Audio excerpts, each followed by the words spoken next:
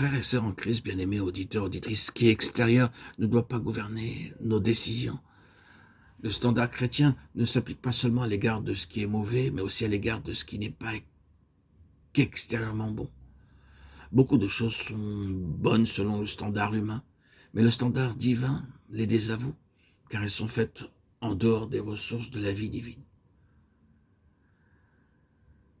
Nous devons vivre dans la présence de Dieu, et toute notre façon d'agir doit être gouvernée par le principe de la vie, l'arbre de la vie, et non pas de celui du bien et du mal, l'arbre de la connaissance.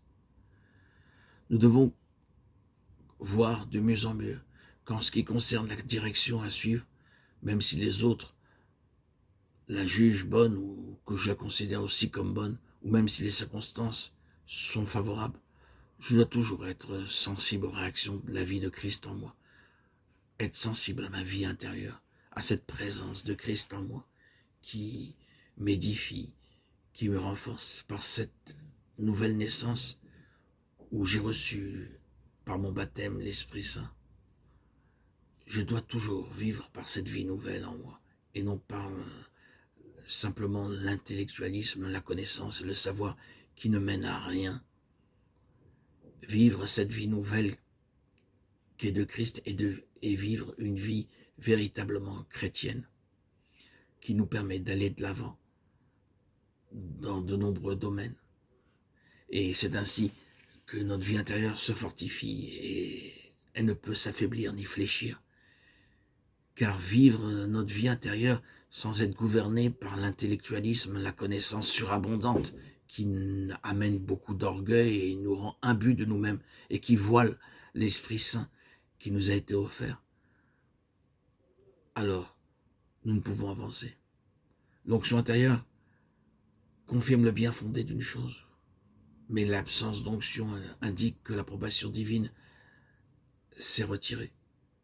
C'est pour cela qu'il est impérieux de vivre dans une vie intérieure profonde et intense, de vivre en relation d'un cœur à cœur avec Dieu. Souvent dans la prière, c'est une aide énorme pour rester en relation avec Dieu, et non dans des conformismes, des obligations qui sont de l'ordre du rituel, du cérémonial, car nous ne pourrons connaître les voies de Dieu que par des indications intérieures et non extérieures. C'est ainsi que nous pouvons vivre cette activité intérieure de la vie divine dans notre propre vie. C'est la paix que nous recevons.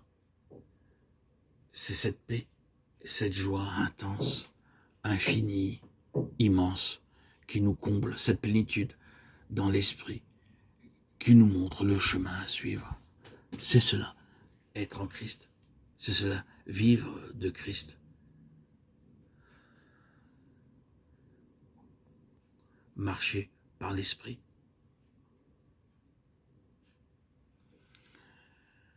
Il est important de saisir, distinguer ces deux manières d'être conduit par le Seigneur. Celle qui consiste à être conduit par la vie et celle qui se limite à ce qui est bien ou mauvais.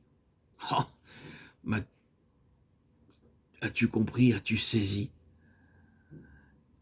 cette notion?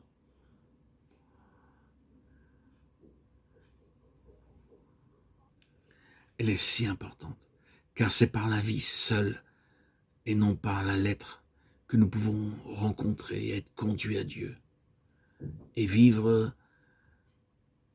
et demeurer dans cette force spirituelle intérieure qui nous pousse de manière prodigieuse à marcher de l'avant, à courir vers la victoire. Ne nous laissons pas affaiblir par la connaissance, le savoir, l'intellectualisme qui amoindrit cette force de l'esprit. Il est nécessaire d'être dans la connaissance, c'est évident. Un chrétien ne peut être ignorant. Il a besoin d'un savoir et d'une connaissance. Mais tout cela doit être lié en union avec le Saint-Esprit par une vie intérieure intense.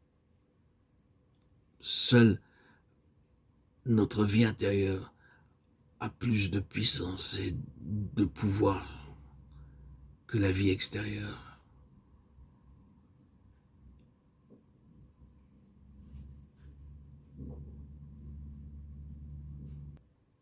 Chaque décision pour un chrétien doit être basée sur la vie intérieure.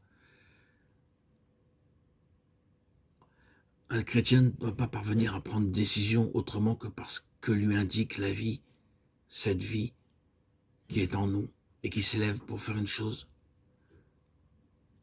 Alors, si cette vie en nous s'élève, nous devons la faire.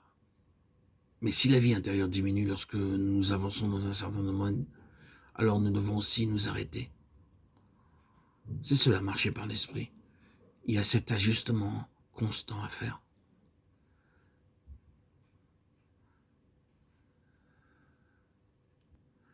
Si nous connaissons le Seigneur, nous devons nous tenir dans le silence, car nos voix sont gouvernées seulement par sa vie, et non point par le bien ou le mal, le fait ceci ou fait cela. Le contraste entre ces deux principes de vie est immense. Trop de personnes en sont encore à se demander est-ce que c'est bien que je fasse ceci ou cela? Serait-ce mal de faire ceci ou cela? Dois-je partir dans ce domaine et pas dans l'autre? La seule question que doit se poser le chrétien est celle-ci. La vie divine qui est en moi s'élève-t-elle ou se réduit-elle lorsque je pense à cette chose, à ce domaine bien précis? Les réactions de la vie divine en moi doivent déterminer la voie que je dois suivre pour chaque détail. Et frères et sœurs en Christ, cela est une question d'une extrême importance. Avez-vous discerné, saisi ce que j'essaye de vous communiquer, de vous transmettre?